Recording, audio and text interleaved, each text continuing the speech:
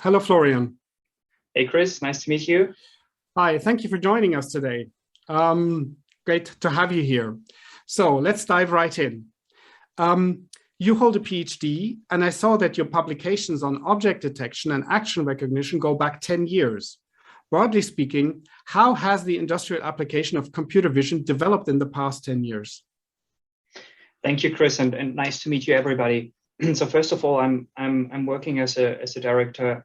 I'm focused on our cloud and software strategy. This also includes machine learning software at Aptiv. Aptiv is one of the biggest automotive tier ones, offering ADAS functionalities such as autonomous emergency braking systems to the big OEMs. We're having around about 180,000 employees. So I guess most of you are not aware about Aptiv, but it's a huge company. And to answer your question, Chris, I would say early in the 20s, the first industrially used object detector was invented. It was called the Viola-Jones detector. It was initially focused on face detection, and it was the first detection algorithm that was able to run in real time on a small device, like a smartphone. And around 15 years ago, it was quite difficult to get algorithms run in real time on hardware. And this Viola and Jones detector, it's called adaptive boosting. Its acronym is AdaBoost, and it utilizes HAR-like features and integral image, being able to detect faces with 4 accesses into the image only. So this was groundbreaking for the time in 2005 or 2010. It was roundabout in that time frame. And it also utilized a so-called cascaded system of features. So the algorithm and the hardware was able to reject up to 80 or 90% of the patches, the faces, with 4 accesses into the image only. And during that time, it was the first real-time object detector. It was then in the following years applied to numerous additional application areas such as vehicle detection, traffic sign recognition, pedestrian detection, and a bunch of more use cases. And what have changed during the last 10 years is that the hardware became much more powerful. And we will talk about this a bit later also. So we are now able to run complex algorithms like convolutional neural networks on your iPhone, because this iPhone is having a dedicated machine learning core, being able to accelerate all the mathematical operations that you are doing. And this is groundbreaking, I would say. So new powerful hardware, more complex algorithms, deep learning and artificial intelligence.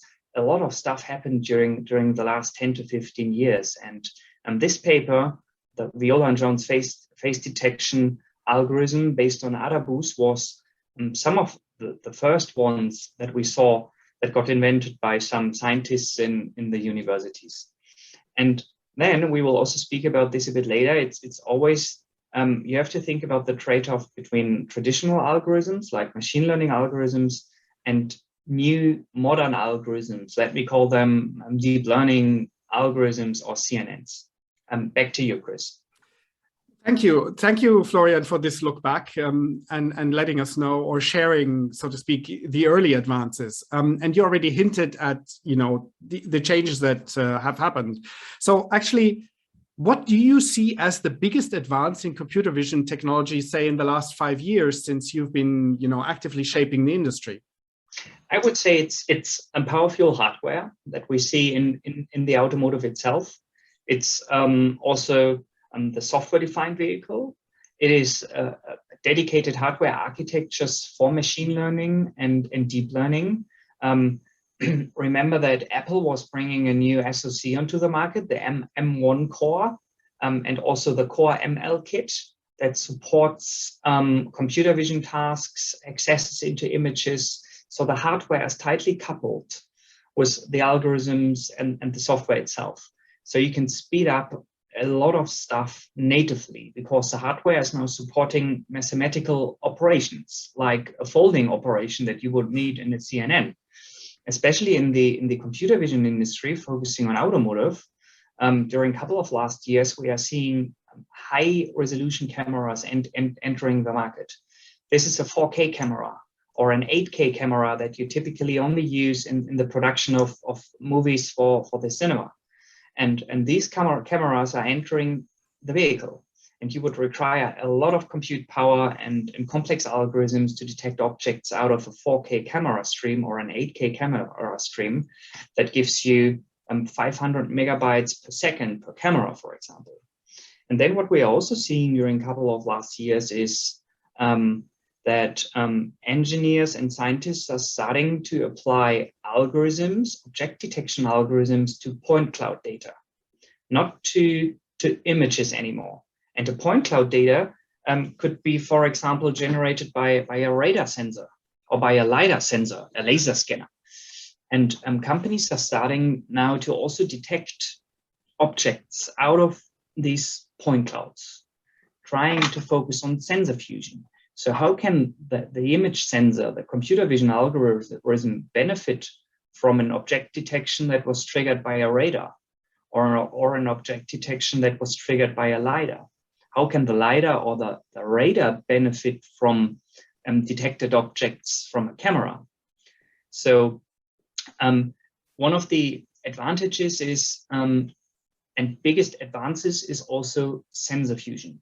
So to conclude, powerful hardware, dedicated hardware resources like ML cores, new SoC architectures, LiDAR, radar, and the point cloud detection on these types of data, and 4K, 8K cameras and sensor fusion. Over to you. Thank you very much. So I'm trying to hold it all together in my head, and actually this is quite impressive, yeah. So the advances from the technology, the hardware technology that you mentioned, the cameras, onto the data streams that are getting much bigger, and then the other things that you can do that kind of like present a challenge for anybody that then wants to do deep learning, because you have to handle all of this to get a result and a model in production that actually works, preferably in real time. So, I mean, you're the director cloud and software strategy. So you have also this strategic role, this forward-looking role. And Aptiv is the provider for connected and autonomous vehicles. So what do you think, or what do you see as the most exciting challenges in the next 4 to 5 years? How do you see this playing out? So the first challenge is to make the hardware more independent from the software stack. As of today, we're having the challenge in the automotive industry that each OEM is developing their own hardware stack. Each tier one is developing their own software stack, and you cannot really combine all this stuff together. Take a Windows PC or a Linux PC as an example. It doesn't matter what kind of hardware you are having underlying. Windows is running on any x86 architecture, or Linux is running on most of these architectures. This is not the case in the automotive industry as of today. So the first most important challenge is to make the software stack independent from the hardware stack. Then the second biggest challenge is to focus on the software-defined vehicle itself. And this will include a majority of functionalities glued into the software. So as of today, you are having one ECU responsible to trigger your ABS or your ESP. I guess everybody is familiar with ABS and ESP. And now let's assume that these ECUs are not a hardware piece anymore. It's a software piece. So it's a small software functionality running on a bigger ECU that could trigger your ABS. Or let's assume you are having a small ECU to turn on your headlights. And this is the case as of today, but in a couple of years, you will have a software functionality or a software function that triggers the headlight or the screen wiper, for example. And this is a challenge that we have to walk through. And it is also represented by the massive complexity in the vehicle as of today. So the third challenge is that OEMs and tier ones are trying to reduce this complexity to, for example, reduce the amount of ECUs in a vehicle.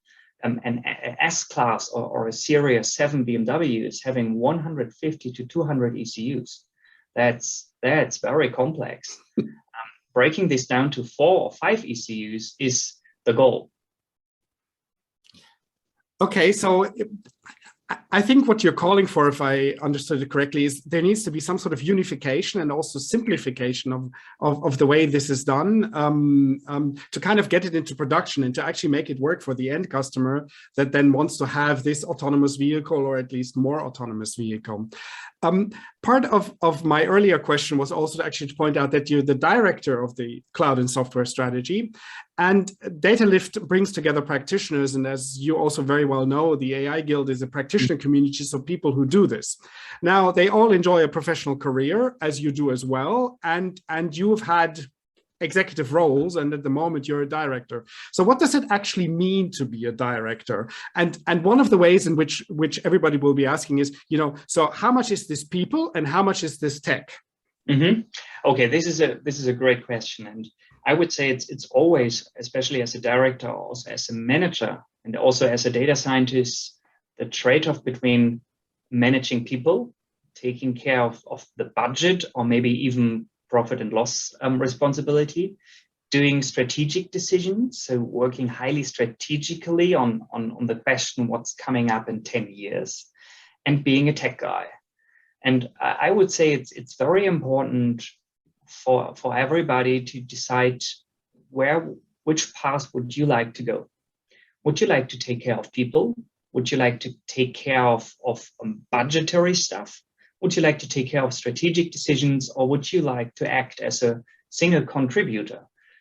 Follow, for example, an expert career, becoming a distinguished engineer. This is the highest role in a software driven organization that a software engineer could become. So you have to think about, would you like to climb the management ladder, including budget responsibility, including taking care of people, doing a lot of housekeeping stuff, talking about salary expectations, salary raises, approving vacation, and all this stuff that comes with a manager or director role? Or would you like to go the path of having an expert career and become a single contributor? And from my perspective, it's most important to make this decision early on.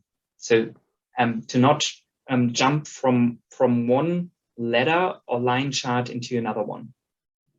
You can switch. You can move over from a management role into a single contributor role, maybe 1 or 2 times, but you have to make yourself clear about this early on, I would say. So where do you see yourself in 5 to 10 years? This is very important and helped me a lot. Thank you, Florian. Yes, so the take-home message here would be that you can experiment a little, but at some point you have to make up your mind. Yeah. And indeed live with the consequences, so to speak. Yeah. So you're going one path or the other one. Okay, great.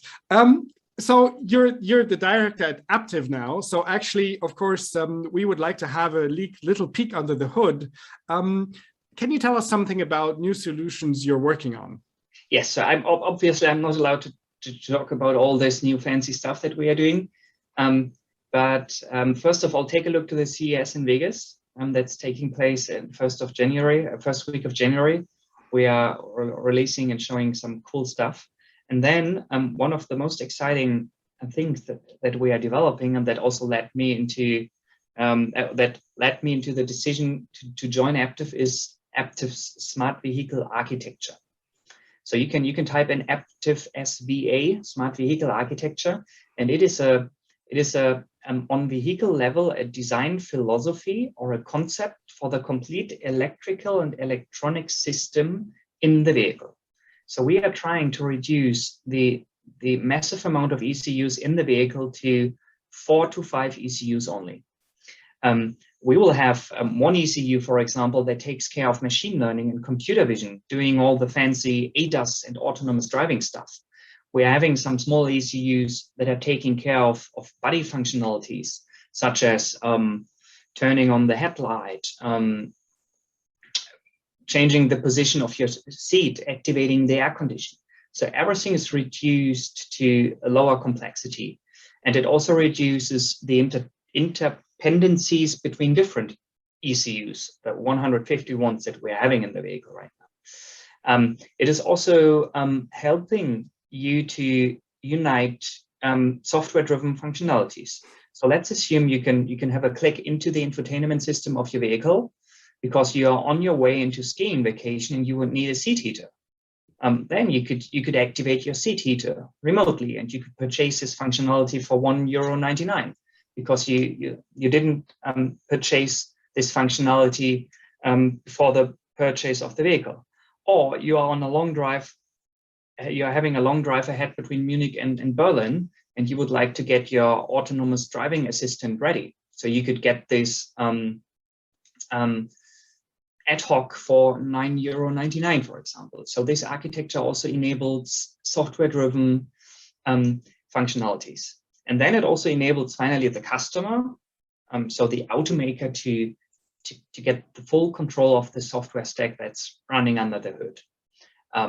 So this is most exciting from my perspective. It's the Aptiv SVA architecture. If I understood correctly, that has a bit of this kind of platform character and is kind of being offered as a way of integrating and simplifying things, and people then being able to use things on demand. So yes. Obviously, I have a lot more questions, but I also invited our audience to now come up with questions. So I'm going to go there and read this for you. So from Harry, I have Florian. You mentioned working on point cloud data. Could you shine a little more light on this? Are there any examples of models or software of in production, and what do you believe are the challenges with point cloud data? So yes, there are pre-trained CNNs available to detect objects out of point cloud data. I don't know the exact name, but Harry, I advise you to Google for a paper that was published by Apple around object detection on point cloud data. There's a pre-trained network available, and it's very promising. So I haven't seen machine learning applied to detect objects out of point cloud yet in production.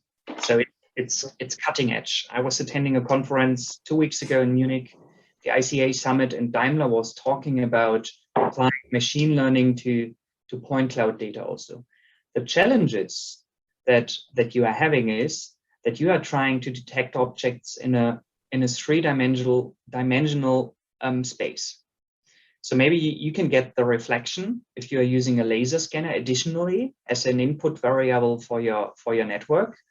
But very often these point clouds are dense. So for example, you are only having 5 points to classify an object. And now the algorithm needs to get the relation of these 5 points, including the reflection, to each other in order to determine if this is a vehicle, a truck, a convertible, or a pedestrian. This is a tough task. Thank you, Florian. So I have another one, this time from David Jenkins. So Florian, with software-enabled features, you require a stable internet connection. Will the features be available on the go? And if so, how do you ensure stable communications, I'm guessing, within the vehicle and with the vehicle? Okay, this is a good question. I know we don't have a stable internet connection in Germany. So for example, if I'm driving from the Bodensee to Munich, the connection interrupts, 10 times. And of course, David, this will only work if you are having a stable internet connection. So if you request a new feature, you need a stable internet connection to allow the ECU in the vehicle to download this functionality, or at least if this functionality is already included in the vehicle, to get an activation key from the cloud that activates this functionality in your vehicle. And this is an interesting question because especially around the new regulations that are coming into the market, UNECE and so forth, we have to make sure that the vehicle is always connected somewhere with the cloud of the automaker. Okay, thank you, Florian. That perhaps enables me to move on to a final question. My final question would be around the issue that you just raised. So for this autonomous driving to work, we need a different kind of infrastructure. And that, I guess, means that one needs to talk to businesses, governments, regulators, and so on and so on. So how do you see this evolving over the next years? So you're in a leadership position. What do you think we need to do to advance AI adoption around us and get governments and businesses to listen more and move faster? This is a good question. So I would say that you have to transform the complete company into an AI organization. You have to include different certification authorities and the industry itself, and also all the universities and independent authorities out of that space. I'm talking about the Fraunhofer Institute, the KIT, and so forth. It is also important to not overpromise that AI or machine learning could save the world and could solve any problem. It's also important to be conservative and to stay grounded, and don't use AI and machine learning as a black box. You have to understand what's ongoing. And you have to also understand and get knowledge around traditional machine learning algorithms like spot vector machines, boosting, random forest decision trees, and so forth. And then our Bundesregierung in Germany is going the right step, I would say. They've published the new AI strategy, the KI strategy, a couple of weeks ago. And this also includes a lot of cybersecurity threats, safety and homologation issues and challenges that we have to solve before going with AI into the broader field. I hope your question is answered. Yes, thank you very much, Florian. I know we are running out of time, yeah. Yes, we're running, exactly. We have 11:28. So thank you very much for being with us this morning and sharing your insights. I really enjoyed listening to this. I think everybody else did as well. I know that there are a few more questions on the chat. So if you have a couple of more minutes and you would like to answer on the chat, please go ahead and do so. Yes, I can. Thank you very much, Florian. Dania, I hope you can hear me. We are ready to move on with the program and share the slide showing the next 5 use cases. And one last comment from my side, Chris. Yes, please. Guys, if you are looking for a new job, contact me. I'm writing down my email address into the chat. We're having a bunch of positions available, also machine learning engaged. And if you're if you are a partner that is having a promising solution available, please also reach out to me. I've received a couple of emails already in the beginning. So that's it. Thank you very much, Chris. Thank you for sharing that, Florian. Thanks. So you heard, if you're interested in joining Aptiv and working with Florian, get in touch with him. Yes, thanks.